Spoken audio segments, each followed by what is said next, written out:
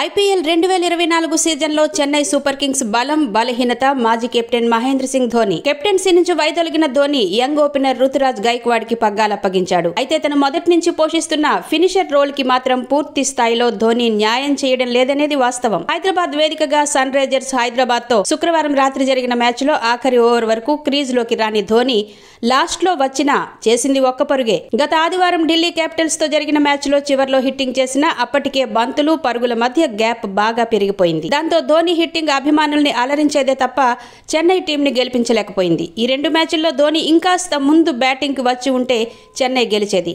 మ్యాచ్ల్లో ధోని 7వ స్థానంలో బ్యాటింగ్ కి వస్తున్నాడు. అప్పటికే టీంలోని బ్యాటర్లు బంతుల్ని వృధా చేస్తున్నా బాధ్యతగా కాస్త బ్యాటింగ్ ఆర్డర్లో ముందుకు రావాలని మునుపటిలా ధోని అనుకోవడం లేదు.